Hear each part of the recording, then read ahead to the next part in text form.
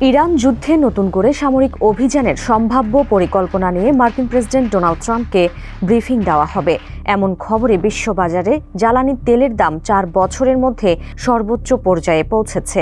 30 April এক পর্যায়ে অপরিশোধিত জ্বালানি তেল ব্রেন্ট ক্রুড তেলের দাম প্রায় 7% বেড়ে ব্যারেল প্রতি $126 ছাড়িয়ে যায়, যদিও দিনের শেষ ভাগে তা কিছুটা কমে $114 নামে। ইউক্রেন যুদ্ধের পর তেলের দামে এমন ঊর্ধ্বগতি আর দেখা যায়নি। মার্কিন সংবাদ মাধ্যম এক্সিওস জানিয়েছে, ইরানের সঙ্গে আলোচনা স্থবির হয়ে পড়ায় দেশটির ওপর শক্তিশালী বিমান হামলার একটি পরিকল্পনা তৈরি করেছে মার্কিন সেন্ট্রাল কমান্ড সেন্টকম।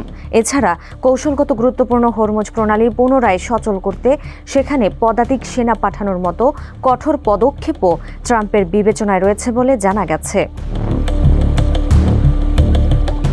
বিশ্বের মোট তেল ও তরলীকৃত প্রাকৃতিক গ্যাস এলএনজির প্রায় 20%ই এই হরমুজ প্রণালী দিয়ে পরিবাহিত হয়।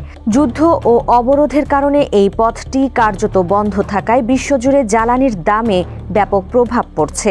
এর সরাসরি প্রভাব পড়ছে সাধারণ গ্রাহকদের ওপর।